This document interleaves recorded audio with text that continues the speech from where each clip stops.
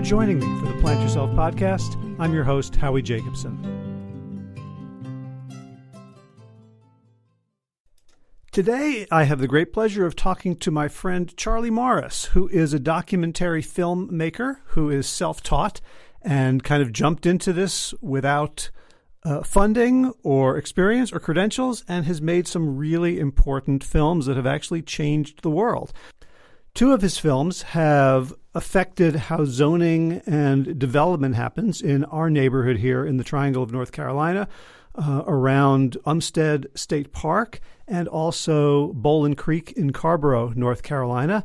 And he's currently working on a project highlighting the environmental and social damage that salmon farming is doing, especially to indigenous communities that have had a long relationship with salmon on not only an economic but also a spiritual basis for millennia. So I hope you'll enjoy this conversation, and maybe you'll even get motivated to grab a camera and start changing the world yourself. I know that's what's happened for me. Here we go.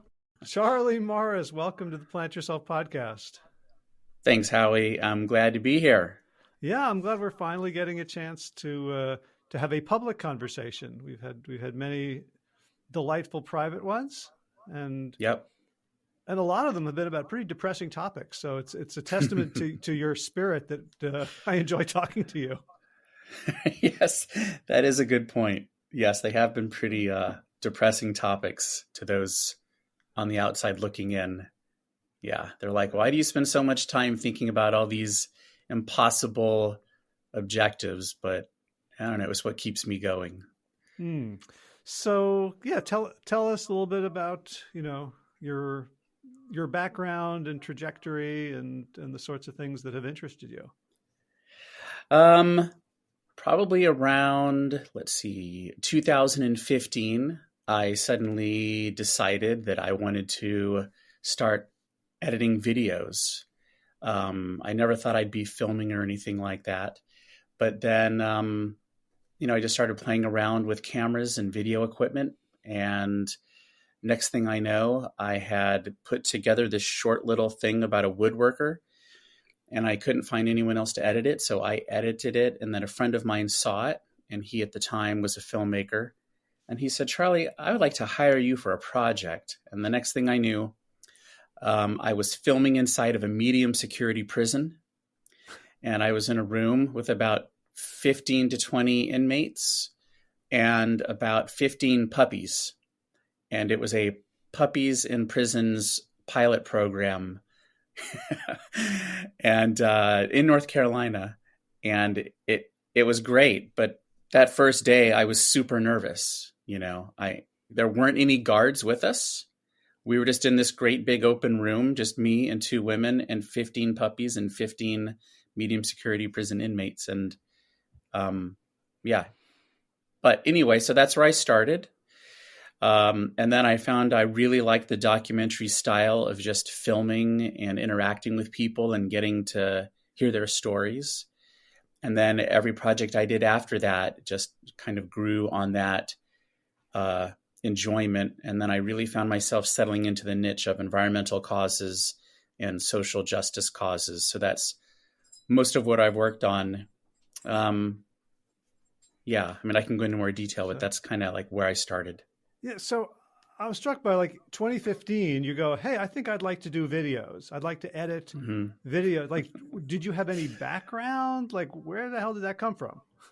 No. I guess where it came from initially was I love talking to people. I had done sort of like a layperson style of spiritual counseling for a long time. And so I just loved talking to people and kind of interviewing them, hearing their life story. I'm one of those people where a person lays out their heaviest stories and they're like, oh, I'm so sorry. You must be exhausted listening to this. And I'm sort of like, oh, are you done? I'd like to hear more. It doesn't ever wear me out. I think it's really, people are fascinating. So yeah, that's kind of where that comes from. And I think I was looking for a new way to interact with people. And also my perspective was, this was 6 years ago. Um, and so, video was already kind of big then, but it was still a time when you looked at the world and you're like, wow, video is going to change everything. Soon everyone's going to be videoing everything they do. And I thought, well, if I can start learning skills now, I can be sort of on the front side of that wave. Because I thought there's never been an easier way to change the world than by just making a simple video. So you can do a lot of good with it if it's used well.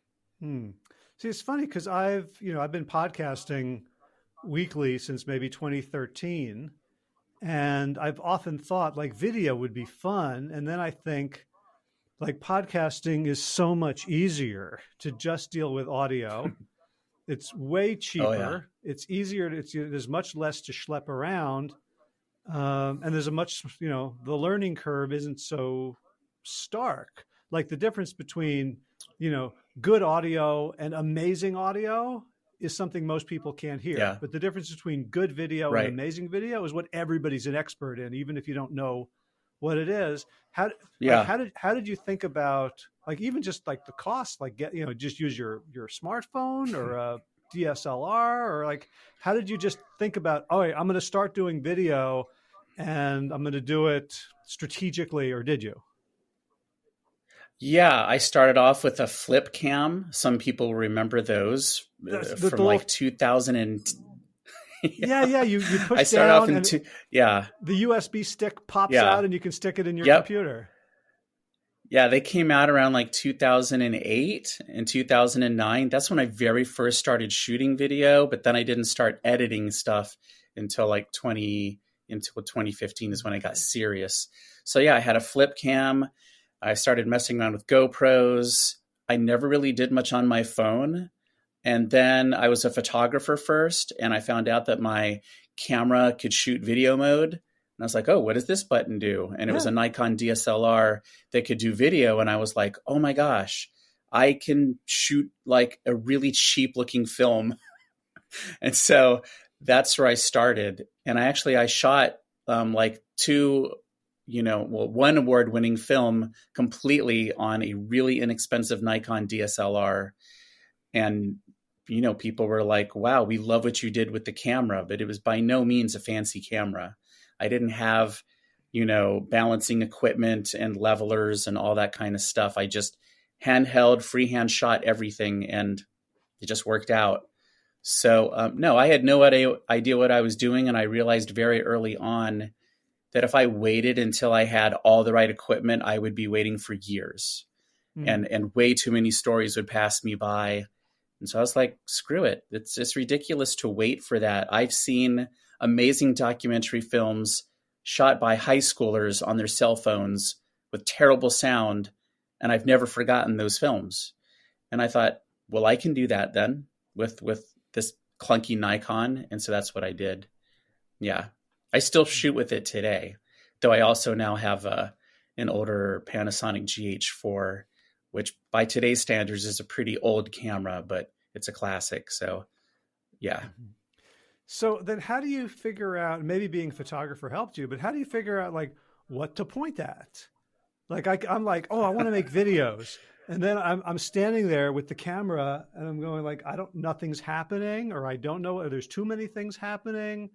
Like, is it just a matter of making tons of mistakes, or do you have an aesthetic or a process? I do. My process is to interview people who are quote machines. And like I interview people that are the right people to tell a story in a powerful way. And then, I don't worry as much about B-roll because I'm interviewing someone who's such a great storyteller that I would sit and watch them talk for 30 minutes straight with no cutaways to anything else. And so I try to find people like that very much on purpose, who are, unbeknownst to them, natural ambassadors for a particular story that's a nonfiction story. So, but then of course I do shoot tons of B-roll. And I would say my aesthetic just kind of happened by accident. My aesthetic is very simplistic, kind of very raw documentary style. I include stuff like if I'm following someone through the woods, I don't eliminate all the parts where the camera's shaking as I'm walking to keep up with them. I'll include a lot of that. I like the raw documentary look and that feel because that's really what it looked like when it was filmed.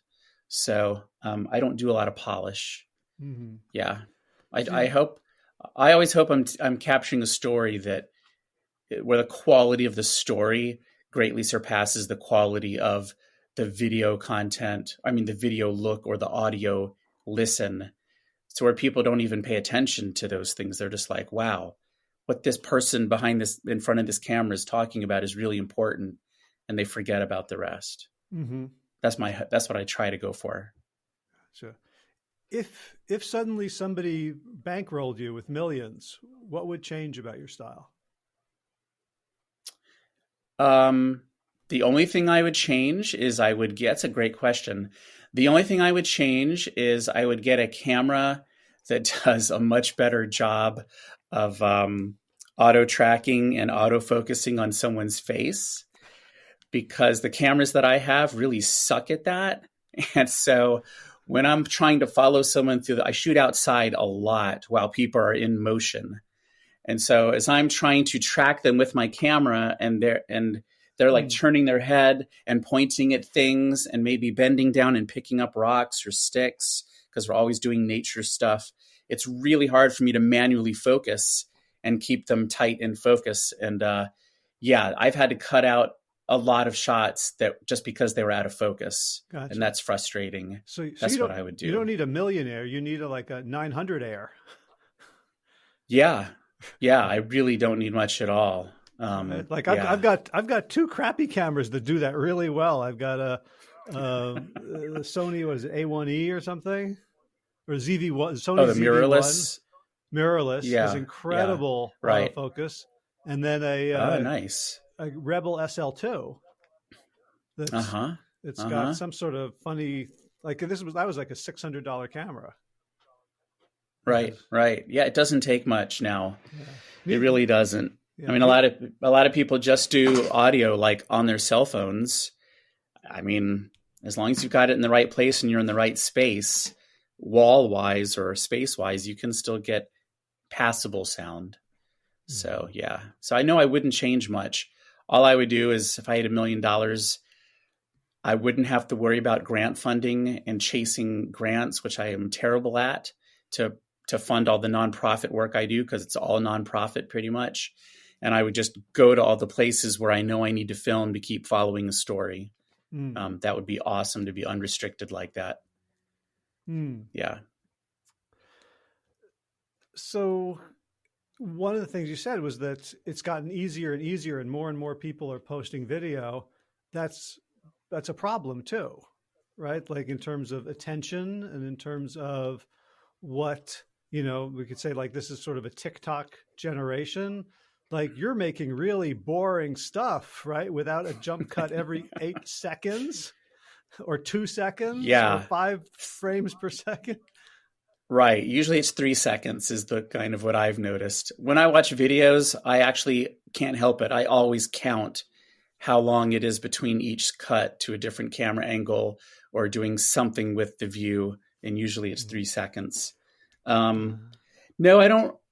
I just don't really think about it like that, except only in the very beginning. I thought about that because I tried to keep all my videos to 3 to 5 minutes. And then I was like, but these stories aren't 3 to 5 minute stories. They're complicated. And I found I was very drawn to stories that were like a Gordian knot. And that's why no one had told the story easily yet in a short video. It has to be a long documentary.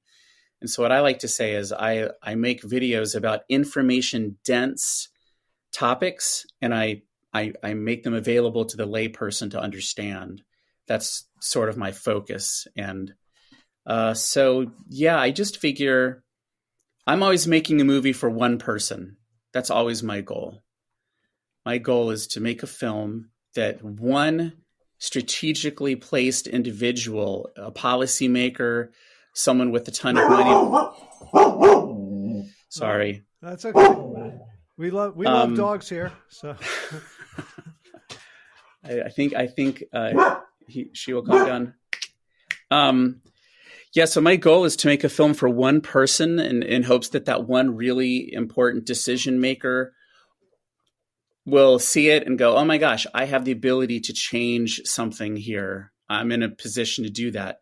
And also sometimes I think I'm making it for like a 15-year-old kid who in 10 years will be perfectly positioned to make a difference. Or as Greta Thunberg has shown us, a 13-year-old kid can also make a difference. So I see it as like I'm providing information and I never know who's going to watch it. I don't think volume matters one whit at all. And I think TikTok proves that volume doesn't matter because you can have 1 million followers and what is it doing for the world? Not much in most cases. So, yeah. So when you find a story you want to tell, do you know what the story is in advance or do you? No. Yeah, go ahead. No, that's my favorite part is I've stumbled into every story I've ended up in and it's completely by accident and it's all organic. And I just have a feeling this is going to be a good story. I'm going to start filming myself and maybe it'll become a movie. Maybe it won't. Let's see what happens. And I just follow the leads and I go from one person to the next and I interview lots of people. And then eventually I've gotten to a point where I'm like, well, number one, I'm exhausted. Number two, I just feel like that's enough people and it's sort of at a natural end. And the films that I've made have been for a specific cause that also had a specific deadline to it where like, maybe the Raleigh City Council is going to vote on something or the Carborough, what is it called? The Carborough Aldermen were going to vote on something. So it's always been tied to a specific thing that had a decision point that I was trying to thwart or influence in one way or another that I thought would be a better outcome for the planet and better outcome for people than what the cities had in mind. So, yeah, but I never know if there's going to be a story for sure. Yeah. And I know, and one of them actually Go ahead. Oh, I was just remembering though, with 400 feet down, I had no idea that story existed. What happened is somebody wrote to me, a guy in Carborough, and he had seen my film about Bowling Creek, which is Bowling Creek Unpaved, and he really enjoyed it. And he heard about the cause of the rock quarry being put in the ground and decimating the Oddfellows Tract forest over next to Umstead State Park. And he said, hey, Charlie, this is via a Facebook message. She said, hey, Charlie, I think you should do for that what you did for Bowling Creek. I think you should make a movie about that. And I was like, I'm really busy. I don't think I'm going to do that, but thanks for the idea. And then I started reaching out to some friends kind of half-heartedly who were involved in the cause. And, 6 months later, I had a full-length feature documentary with sold-out screenings at the Rialto with 430 people in attendance. The 5 of the people running for Raleigh City Council gave speeches before the film aired. So it was crazy, Yeah.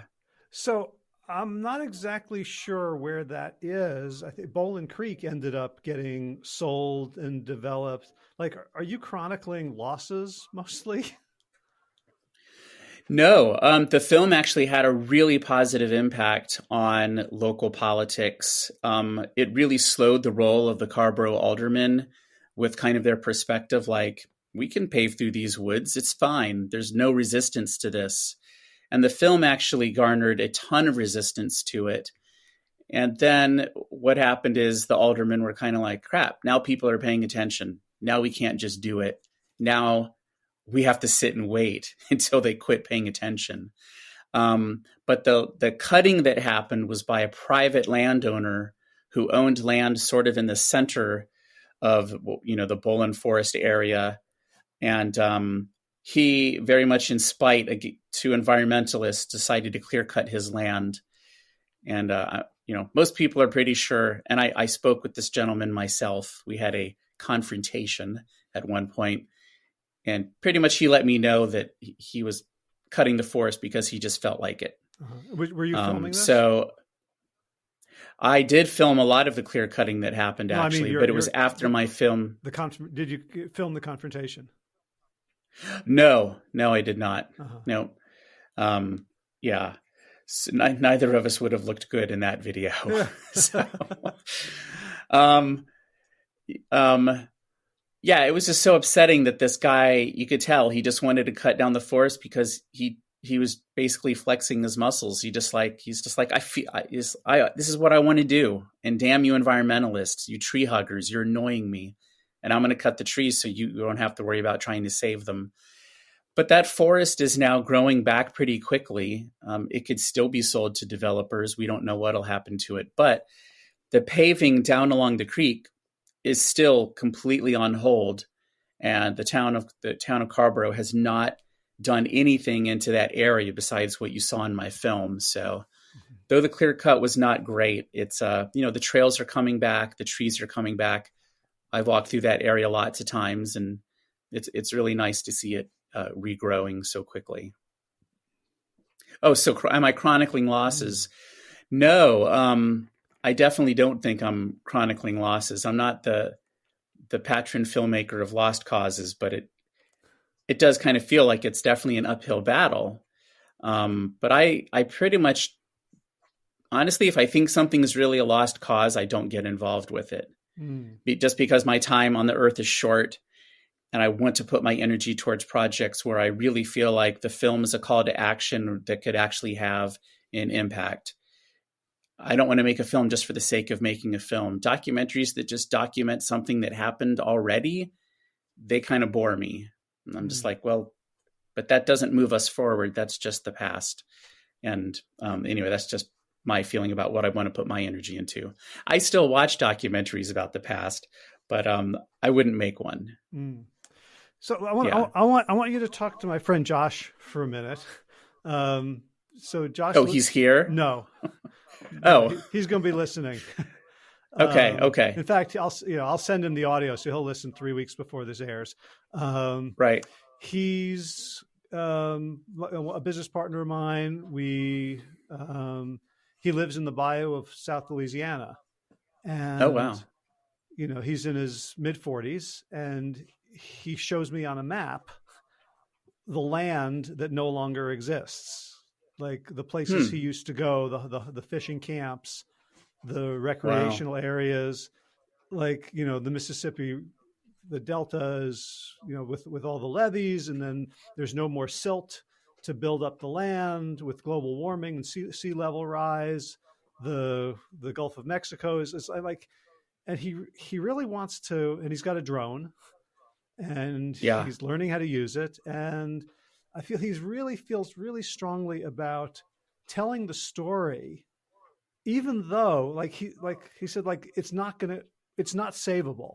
Like even, and of course everyone in the area is financially beholden to the oil industry, which is one of the largest causes of climate change.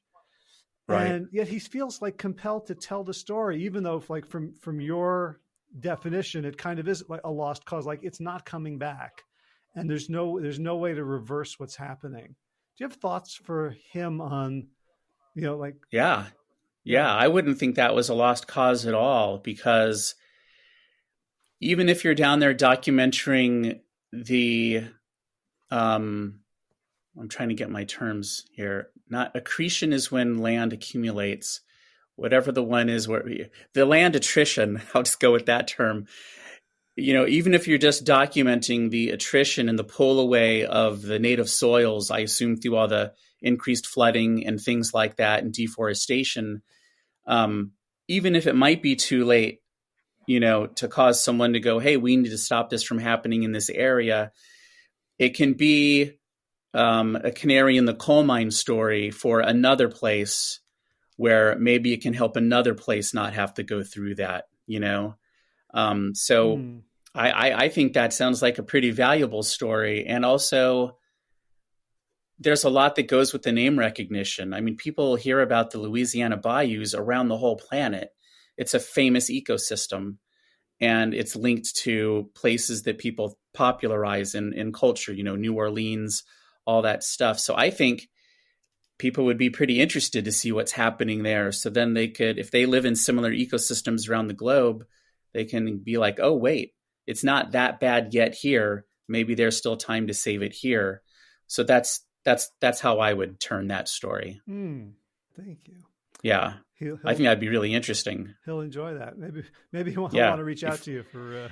If he gets funding, have him reach out to me. Okay. So one of the things, like you arrive with your camera with a point of view to tell a story. Like you're not going in saying, I wonder who's right, the people who want to pave Bowling Creek or the people who want to save it. So I'm wondering how you represent the people on the other side. And I'll just frame the question with a little bit of context. Yeah. An hour and a half ago, I interviewed Todd Kashdan, who just wrote a book called The Art of Insubordination, which is how to dissent and defy effectively. And the line that I got from this is, he says, don't shame, blame, or maim the status quo enthusiasts. View the exponents of orthodoxy as your future allies. So I'm wondering how you think about talking about and portraying the other side. I don't specifically.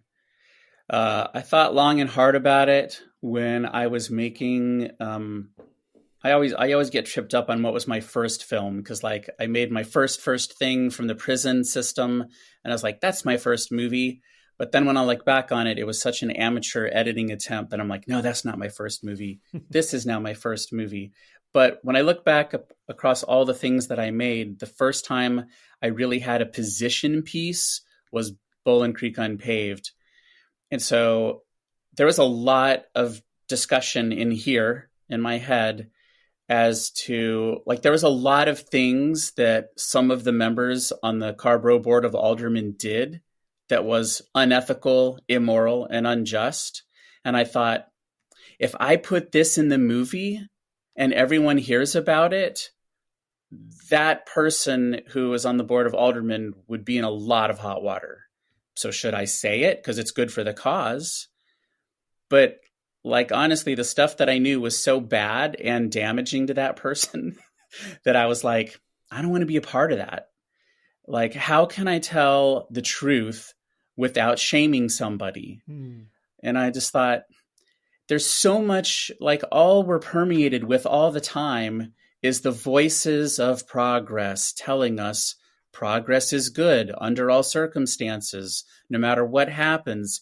This is how we move forward as a population. Like, do we really need to give that side a bigger voice? Like, don't we all know that story? We know that story.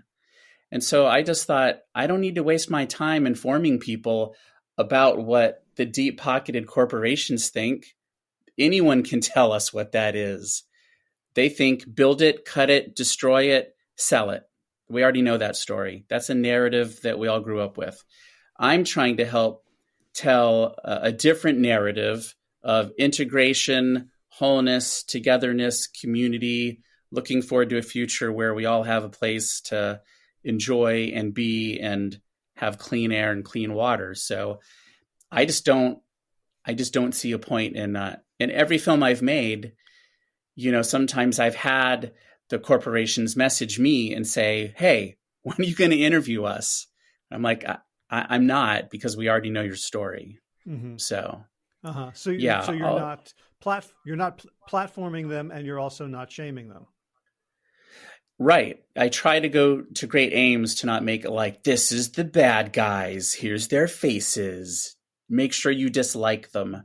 I don't like doing that. So, I mean, of course, you have to do some of it, like with the open net farming salmon industry. Like, there's no way to not call out what they're doing, which is this other project I'm working on. But I'm still always trying to do it in a way where I'm really just focusing on the positive message of,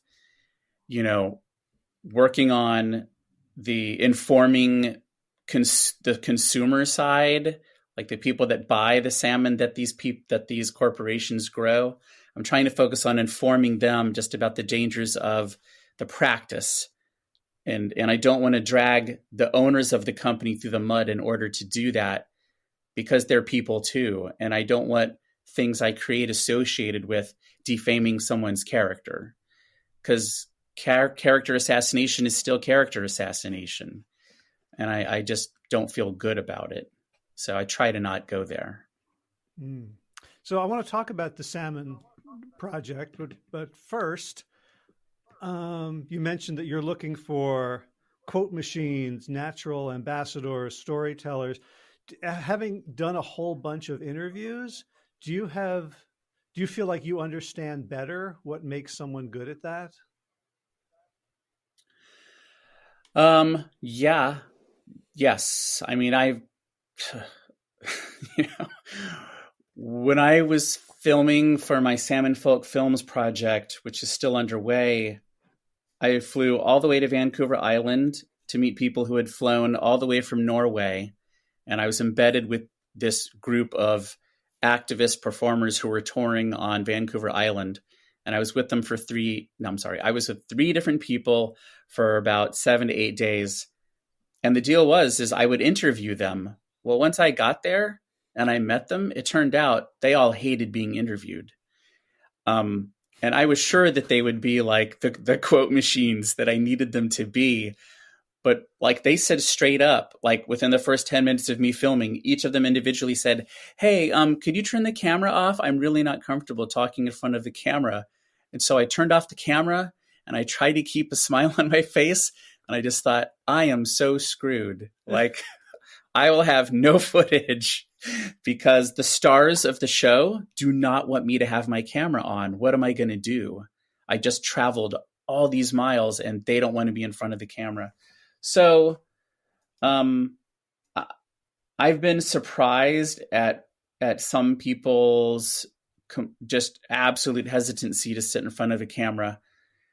I've been with people who can talk just like you and I are talking. And then as soon as you hit the record button on the camera, they are literally stuttering through their words and they can barely form a complete sentence without losing track of where they are. And we just have to quit.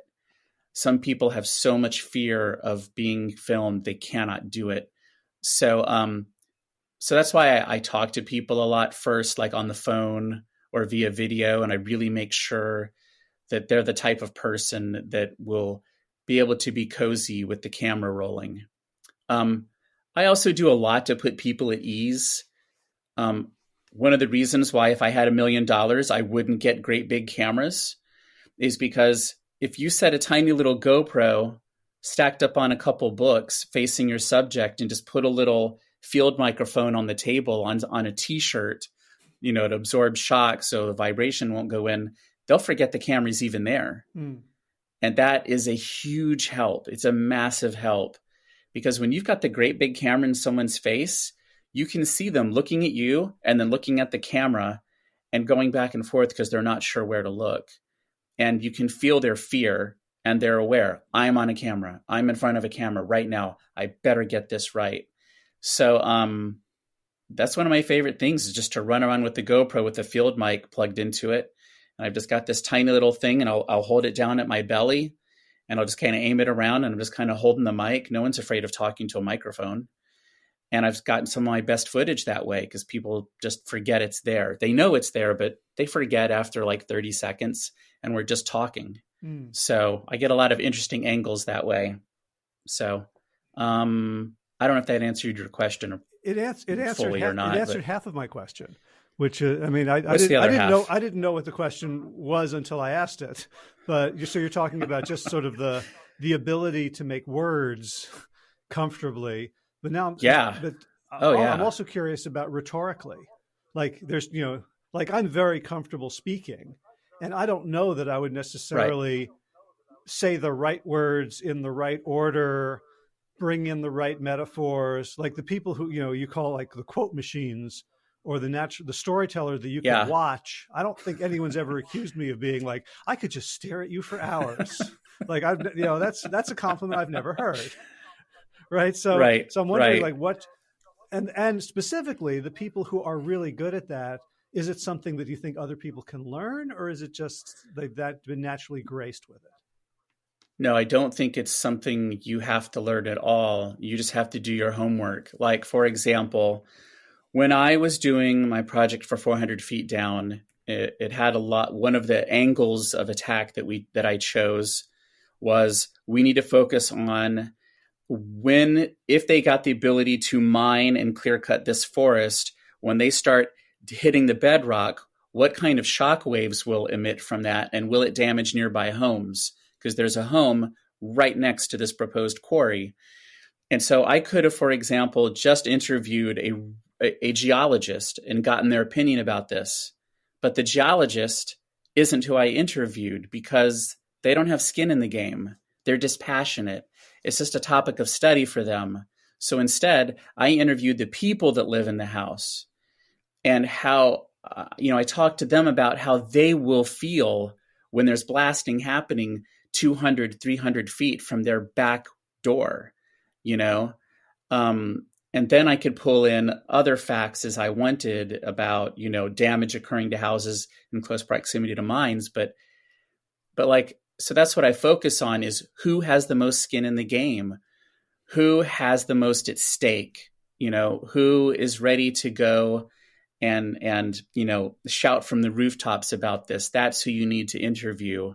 And that's pretty much who I always choose to interview. I just started this series of, I just launched it last week, a new interview series where I'm interviewing caregivers for family members of dementia. And I'm going to do a bunch of these interviews where I'm only interviewing caregivers of family members with dementia. And whenever I've talked to people who work in the field as doctors or, councils on aging and things like that, whenever they've heard about my project, which I've been formulating for 6 months, their first thing is, "Oh, I know a doctor you should talk to. He's an expert on Alzheimer's." And I'm like, not interested in that. I don't really care about what a doctor has to say about dementia, because this is about the voices of dementia caregivers, and no one knows their story better than them. So right now I'm only going to interview those people. And they're like, "Well, but they don't have any credentials." I'm like, no, they have a PhD in caretaking and they've lived it. They live 24/7 with a family member with debilitating dementia. There is no one who knows it more than they do. No doctor understands it more than a person in that position. So again, to me, the real strength is in interviewing so-called everyday people in these really, who have just found themselves in these difficult situations where a corporation is targeting a place that they love, or their home, or the food we eat, or things like that, or wild animals live, or yeah. So is it your job to put together the rhetoric to kind of make Nope. the argument? Is right? Like if you're talking to someone who's a caregiver, and they might ramble for 45 minutes telling stories, you have to choose what sentences in what order. Yep. How do you do that? Well, as much as possible, my tact with this particular project is, I'm sure I'll edit some, but for the most part, I don't want to edit, because that's their genuine story. And so these are long form videos. The first video is an hour and 6 minutes long. And what I did is I just used YouTube's feature where you can do the chapter markers. And so people can jump ahead to any chapter marker that they want if they want to focus on a certain topic. But each chapter is based upon a question that I asked. And, it's challenging, but, for that particular audience, I don't want to do much editing, because it's such a deeply personal story to these people that I don't really want to cut much out, unless it's an obvious something you should cut out, dog barking in the background, or they're like, let me start that over again. But I lost you there. Yeah, I don't know what happened. But, weird. Okay, could you still hear me the whole time, or? No, I okay. My browser quit. Okay, could you re-ask the question? Yeah. Oh, I love talking to a documentarian. You understand all my limitations. Yeah. We might just leave this in. That's great. Yeah. This is how podcasting actually. You think you want to be a podcaster? Shit like this happens. Right. Right. It's not all new microphones. I remember where we were. Yeah. So you've got someone talking about a topic, maybe, on the edge of tears or pounding their fist on the table for an hour. And then you tell them up front, hey, look, only 3 to 5 minutes of this might end up in a film. And I tell them that up front. And it's really difficult to do. That's the worst part. The easy part is the filming. That is the easy part. 90% of the work in documentary filmmaking is the awful process of titrating all that magic down into something that you think is going to tell the story. But one thing I want to point out is all I know when I start a project is I know how I feel about it, but I'm not ever coaching someone on what to say. I'm asking them questions, and then I'm getting their sincere reactions to these questions. They tell me the story, and then I try to honor what these people have said into a cohesive narrative. But it's their story, not mine. And so I really dislike documentarians that coach people on what to say. They stage the interview. You can tell it's been rehearsed. You can always tell when it's been rehearsed. And you can tell when they feed them lines. Boy, do I dislike that. When they're like, okay, we want you to say this for the documentary. I look at documentary as a pure practice where you're documenting what's actually said in real time. You're not trying to get someone to say something very specific. So, or feeding them a line. So anyway, yeah, it's really hard to get things narrowed down. Yeah, I think I kind of got lost in my answer there. Plus, I think the dog behind me started snoring. That also distracted me. Sorry. Go ahead. We could all use a nap, couldn't we? Yeah. Yes. So you don't do the thing where you stage the meeting like that. I hate that so much in documentaries where like the person knocks on the door like, hey, thank you. It's great to meet you. Meanwhile, there's a camera crew inside the house already. Oh God, I hate that. And what how did that happen? And what bothers me is like most people who haven't made documentaries don't get that that's even staged because you're so much in the moment. Like it's really powerful when a filmmaker can make you forget that, oh wait, that wasn't genuine. That's fiction. Like to me, that's a fictional moment. A director of photography created that scene and they pretend it's nonfiction. And that really bothers me a lot. So I don't ever tell someone, okay, walk from over here to over there, but make it look natural. Like that just really bothers me. But I won't lie, and I won't say that documentaries that do that aren't impactful. They still are impactful. I just would never do that because it feels disingenuous. You're lying to the audience. And so I don't like it for that. So whenever I see a documentary that does that, I'm like, you're not tricking me. I see you. So, but yeah, anyway, I'm picky. So, yeah, no, I feel the same way. But like before we get to Salmon Folk, which I do want to talk about, I'm finding myself really drawn to your expertise and experience just around documentaries in general. So I hope you don't mind. No, I don't mind at all. I don't get to talk about this stuff that much. So yeah, it's great. Oh, good. Because I find that like when I'm actually curious, like the conversation tends to be a better podcast. Yep.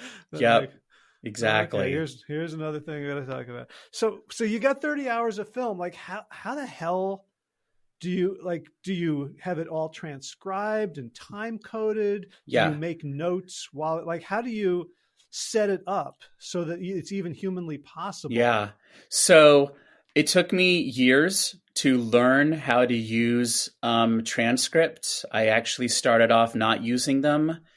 And then in 400 Feet Down, I finally started using transcripts just on a whim. I just saw something on a website or something, and I was like, oh, this person does it this way. Well, how the hell am I going to do 30 hours? I've never had 30 hours of interview footage. So yeah, I did all the printouts for every single interview, and oh my God, it changed everything about my workflow process. And in making a documentary film, workflow is everything. Like if you don't have a workflow for how you named every file, to your folder architecture, to how you store all your printouts of your interviews, If you don't have different colored Sharpie markers, you're screwed. Like you will just get so lost, and you will spend easily 30% of your time just tracking stuff down because you didn't put it in a proper place.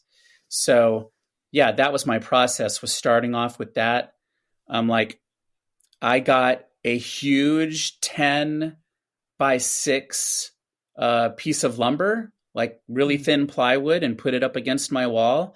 And I printed out a photo of every single person that was involved in the film, like the bad guys and the good guys. And I made like a gallery, sort of like a serial killer, a cop. I was a cop, right? I'm like, oh, I didn't know that. What is it?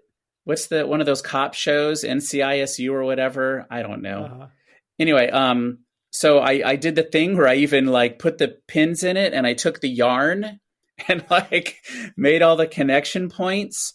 And that helped me do the big picture of like, what's going to be told first. So I would put like a note card next to a person's face, and I would move it to a place on the board to indicate, where is this going in my timeline? I would actually construct horizontal timelines of where things would go, representing the timeline on my my video editing timeline. And that helped me even visualize, like, where will music come in? Where will music fade out? All that kind of stuff. So that I really got my process locked in with 400 Feet Down more than anything else. And it was good because I only had a week to edit the entire film. I had a week.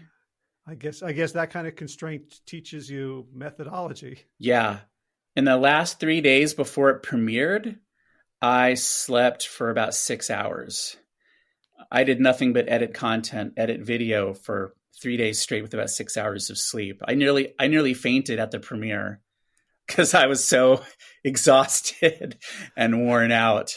That happens to ultra athletes a lot as we cross the finish line, and we're dehydrated, right, and delirious and fevered, and our blisters have all popped. Yeah.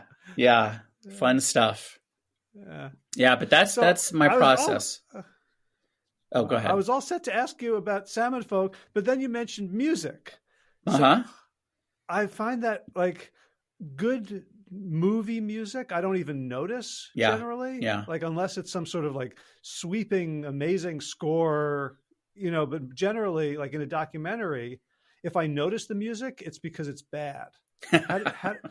How do you think about like how use, because music is a fiction. Yeah, right? You talk about like not having like there's not a true flute playing while you're having the interview. How do you think about using it in a useful way? I struggled with it at first. I didn't want any in my material. I wanted no music, and I was just like you said, there was not a flute in the background when I interviewed the person. So why would it be there? And so Bradley Bethel, who actually runs the Carborough Film Festival, he was one of my early mentors. He's the guy that got me the gig in the medium security prison. He just told me flat out, he's like, look, we're putting music in it. I'm sorry if you don't like it. This is how it is, Charlie. Music goes in footage. It doesn't always have to be there, but for transitions, for some slow parts, it helps set the mood. People expect it. You have to have it. And so he made me put music in, and I learned to love it. And what I learned is just that there's a big difference between music that you find and then you shoehorn it into your footage, or when you work with a composer. Those are two very different worlds. And I find I pretty much now will only work with a composer who is making an original soundtrack to what I have put together. That's what I like to do. Yeah. That sounds like a lot of money to hire someone to score your movie versus, getting. Oh yeah, it can be. Music actually is one of the most time-consuming processes. Looking for music, I think, takes longer. Looking for the right music would take longer than a composer who's actually focusing on just your project. But like, I worked with Kaya Wells. I think you know Kaya. Yep. So Kaya Wells did all the original music for Bowling Creek Unpaved. He did all the music for 400 Feet Down. He's worked on me with a number of other nonprofit videos that I've done. And Kai is just such an insanely talented musician, and he can play so many different instruments. He can sing. He does all his own sound mastering. He's just a Renaissance man. He's a young Renaissance guy, and he can just do it all. And so since he was kind of early in his work with scoring, he didn't charge me much, and he also knew I didn't have much, and he was willing to work on the cheap because he knew I wasn't really making much either. I wasn't paid to do either of these films. So yeah. So now I want to talk to Kaya and ask him, what kind of direction, what do you need in order to score it? He needs. You must have like a goals in mind that are kind of rhetorical as well as aesthetic. Yeah. Well, since my film, when he did 400 Feet Down, remember I had like a week to shoot it. I mean, a week to edit. So that means he only had about a week to create an original soundtrack. So what I did is the weeks preceding it, all I could do is I would just send him like a video of people walking down a trail. And I would say, Kaya, here's a shot I know I'm going to include. The topic is pretty, here they're kind of joking and it's a light conversation. So build off of that, send me samples, and boom, within like a day, Kai would send me a 5-minute song with original words and everything that he had just pulled out of the sky. And I was like, oh my God, I love it. I just love everything Kaya makes. So yeah. And also he would bring in other musicians to help him on stuff. So, it was a really great collaboration. Anytime I do music, I pretty much, moving forward, I only want to use Kaya, and I'm going to be working hard to get real funding to pay him real money to do the work. Because it is really hard to find a good music composer, Well, he's not only a great musician, he's also a crazy environmentalist too. Like he really, I don't think you could just find a talented musician, Juilliard trained, who doesn't also have his soul and aesthetic.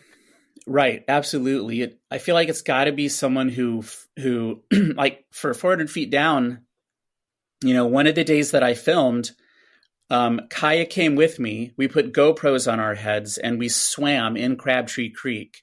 We swam upstream, and the goal was to film so the camera was right at water level. So we would hold our breaths and we'd swim at the camera just above. Our eyes would be, here's the water.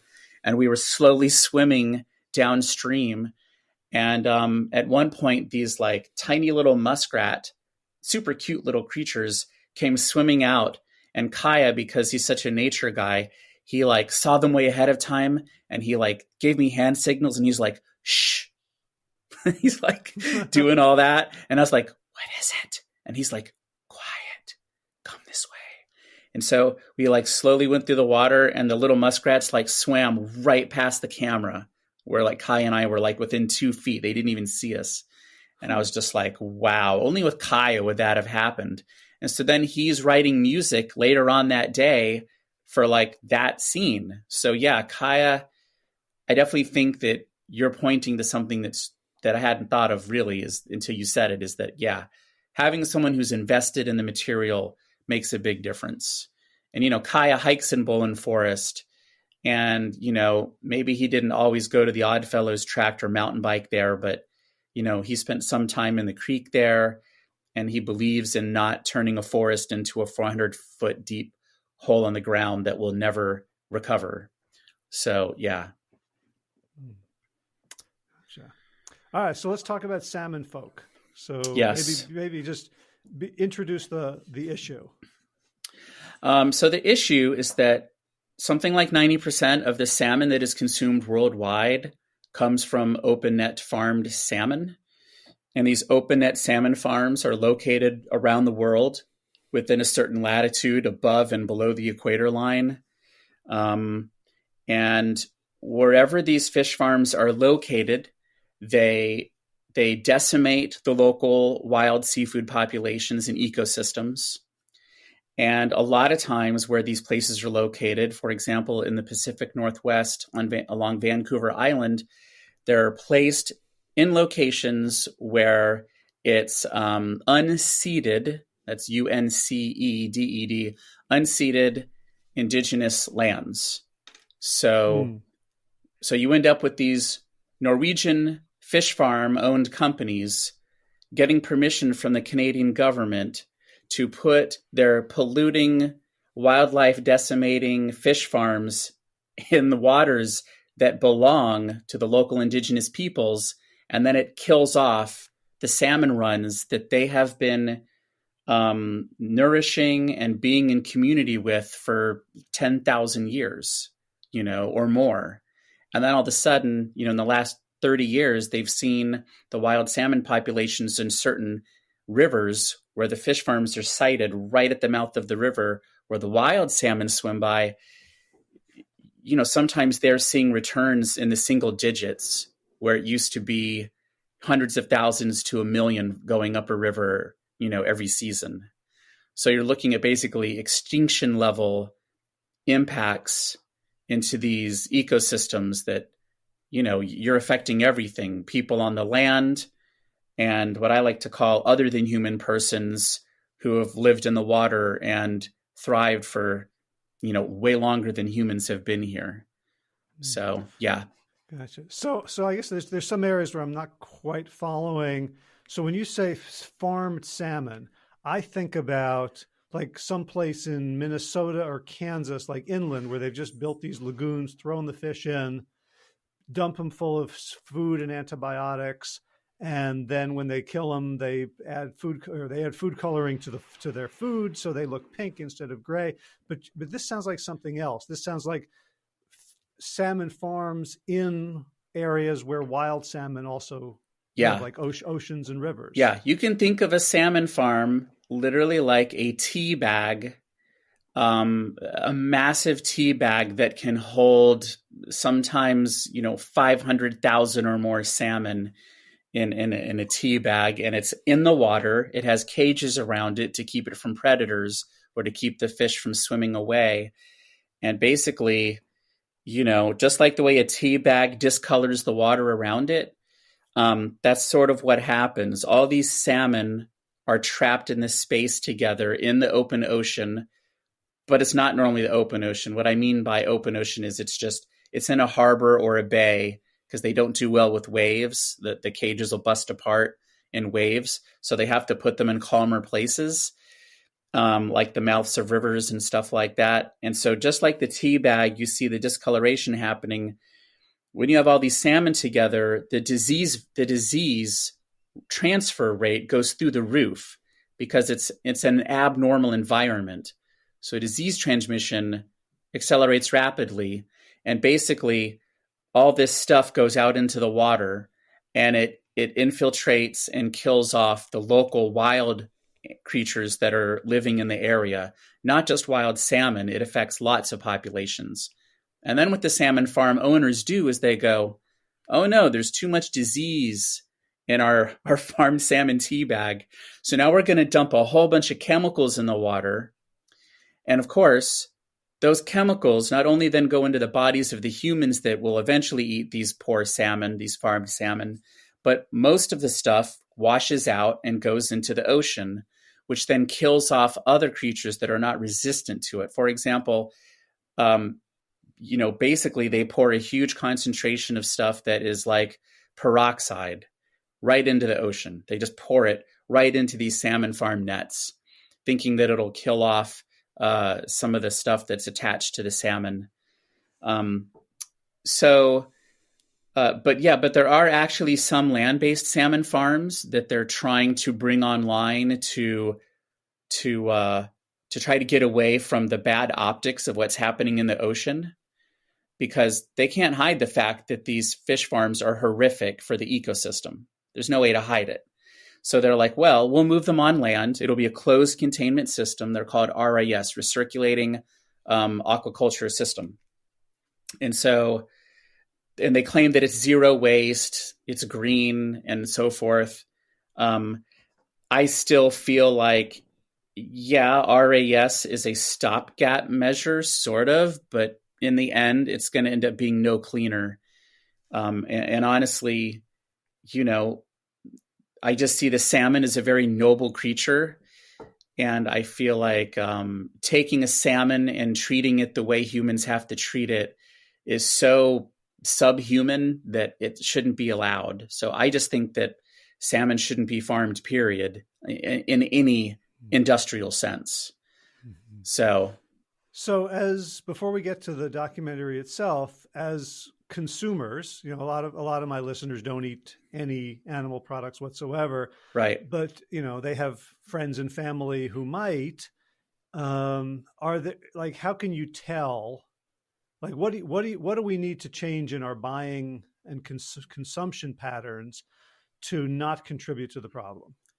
Well, unfortunately, the labeling laws are very lax. If you go into Whole Foods or Fresh Market, and you look in the salmon section, you'll see a brand called Duck Trap.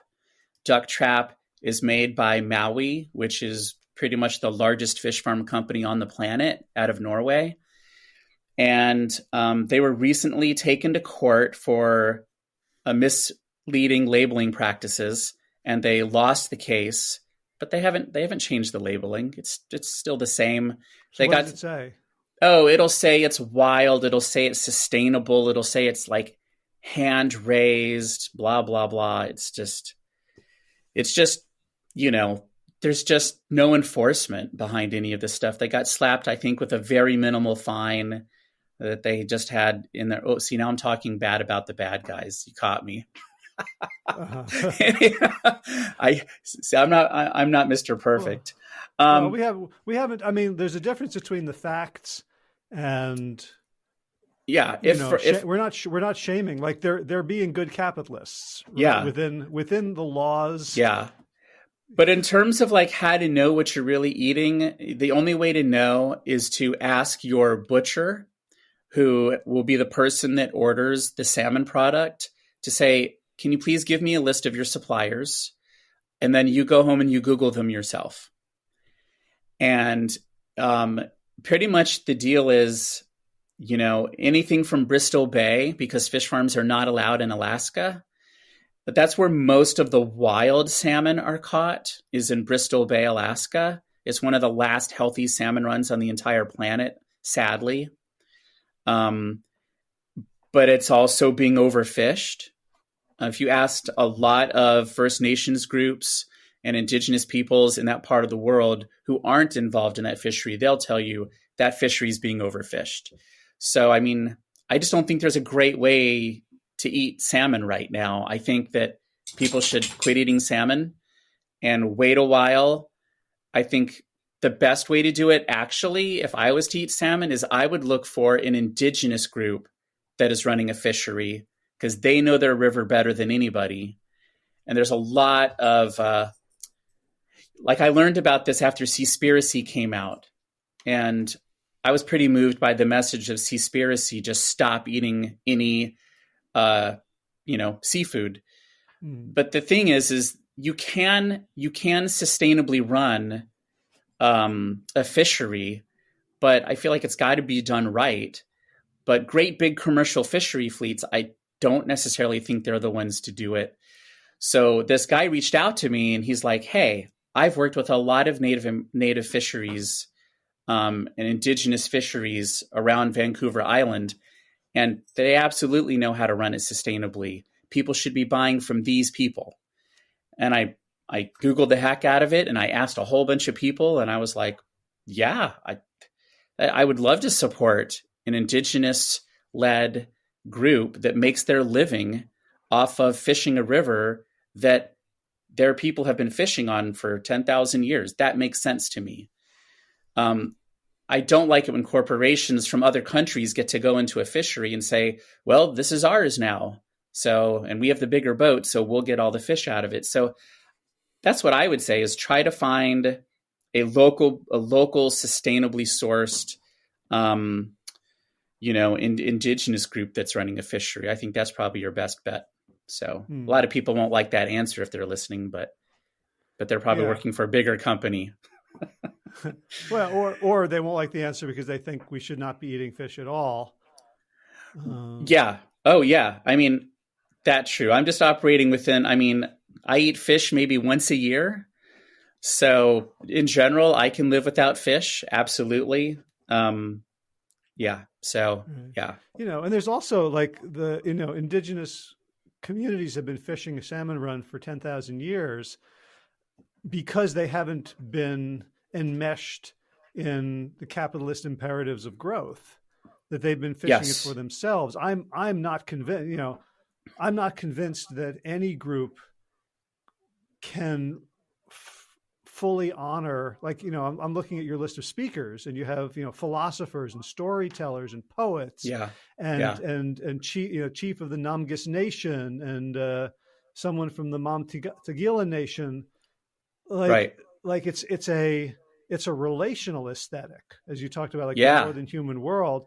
Like, it's hard for me to square that kind of aesthetic with market economics, even if like the good guys are doing it. Yeah, it is. It's always hard for me to square too. I mean, my my ultimate documentary project, if someone said, if you could make a documentary about any topic that could change the world, mine would be to make a film that convinced people that we have to move away from market economics. Hmm. That would be my ultimate film. Like a share-based idealistic economy. That's what I hope I live long enough to see. Yeah, but that's a different topic. But yeah, it is. But when you go to these places and you talk to the indigenous peoples that live in this area, and you move yourself away from the objective 1,000-mile away view, and you're standing next to a river and you're standing next to a person who's talking to you, and you're like, wow, this person's great great great great great great great great great great grandfather stood here and fished for salmon. It takes on a different meaning. It's just a whole different ballgame at that point. And, you know, yeah, all I can say is it affects you differently. And you're like, wow, if these people are able to make a living in this ridiculous economical construct that we all have to live in somehow, and it doesn't decimate the population of the wild salmon, then I think that's a pretty good situation within the context, Mm-hmm. Yeah. So the website is salmonfolk, FOLK, folk, or folk.com, salmonfolk.com. Yep. When should we what's there now, and when can we Yeah. expect the documentary? I wish there was more. I have been on a 2.5-year break unexpectedly. When a lot of people use the pandemic as a way to get a jump start on all their latent creative projects. For me, unfortunately, I spent pretty much the whole 2.5 years taking care of my parents when my mom got cancer and dementia. And so I couldn't work on really anything for 2.5 years. And then since I moved out of that situation after my mom passed away, I've been out here in this crazy housing crisis trying to find work and housing somewhere on the East Coast, which has gobbled up most of my time. So what will be there soon, I hope, is more than 6 episodes of the podcast, but that's as many as there are right now. But they're good, strong 6 episodes that I think most people will enjoy. I want to add that except for the first episode, the guy who I worked with to do the episodes is Jay Siebold of Siebold Sound, and he does NPR stuff. I think he does American Public Media and Marketplace and some other shows. So he's a super talented soundscape designer and sound master guy. And so he really has upped the quality of what I can create. He helps a lot. Helping me determine what order things should go in and where I need to cut. So 6 great episodes are there. And then I'm hoping in the next few months to complete all the podcasts. And ultimately, there'll probably be about 20 in season 1. There's also an Esri map, which is an ArcGIS online map. And when you go there, you can zoom into different parts of the world. And for example, like I would go, if I were you, and look at Vancouver Island just so you can see how many dots show up on the map, so you can see just how many fish farms there are. And if you zoom in close enough, you'll be able to see what they look like. And like if you go to Tasmania, you'll see some of the largest fish farms in the world. They're massive. Like one of them is like almost a kilometer long. I mean, they're unbelievable in their scale. My goal there, once I have more funding, is I want to have the time and money to where this is all I do, pretty much. Just focus on finishing this map of every known fish farm around the world, period. And their online hatcheries, because for every fish farm, you have a hatchery that's based online, because salmon start off in freshwater and then they get transferred to the saltwater to simulate what natural salmon do, where they start off in the streams and they enter the ocean and then reverse again. But what a lot of people don't realize is that these hatcheries are still operating on the same principles, where they're dumping tons of chemicals, pesticides, all sorts of junk into these tiny baby salmon. And then the water gets dumped into a river. It pollutes the river, causes massive die-offs into the estuary nearby. So you've got problems on land and in the ocean. So my map shows every corporate-owned hatchery and fish farm. And I make that distinction because there's a lot of really wonderfully run indigenous-owned and other small-scale owned like volunteer hatcheries all around the world that are trying to help repopulate their streams with salmon. And they're not doing any of those yucky practices that the corporations are doing. So I don't map those farms, those hatcheries. Let's see what else. But ultimately, though, the first thing that's going to show up as a film is going to be those people that I mentioned before from Norway. It's Torgeir Vasvik, Georgiana Keeble, and Martin Lee Mueller. I met with them and I toured with them because they were doing a live stage performance called Being Salmon, Being Human, which is based on Martin's groundbreaking novel called by the same name, Being Salmon, Being Human. It's available through Chelsea Green Publishing. You can also find links to it on my website. It's an amazing book. And so what they did is they did this performance, and it's a storytelling style performance. It's one of the most powerful performances I've ever seen. And I'm convinced that if anyone just watches this one performance, they will have their minds changed forever. And they will choose a different path when it comes to how they buy salmon, or if they even want to continue eating salmon. It's an amazing thing. And so I have a performance that I captured where I got the whole show from beginning to end. It was filmed on Malcolm Island, which is way up there on Vancouver Island in a tiny town called Sointula. And it was performed in front of a live audience of about maybe 200 people jammed into this little performance space in a gymnasium there in town. And sorry, dog moaning over there. And once I get funding to have Jay do the sound mastering on it, I'm going to put that out. And it's an hour and 19 minutes long. It's magical. I think it belongs on Netflix and Amazon. And I'm really excited about that to happen. So right now I'm just in the phase of, after I find housing, then, or if I had an angel investor who just gave me enough money so I could just get housing and not have to find a job in housing. It bothers me a lot when I have to do a job that's not this, because this is really all I'd like to focus on. I mean, there's some other things I'd like to do. But I really want this to be primarily what I do for quite a while, because ultimately what we need in America, in the USA rather, is a push to really get a ban on farmed salmon sold in grocery stores.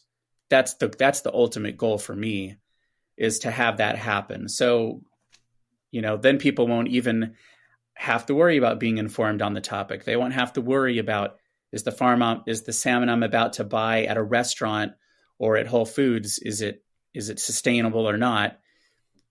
All you'd have to know is, if it's being sold, then yes, it's from a good source. If it's not, then if it doesn't exist, then don't worry about it. So, yeah. So, anyway.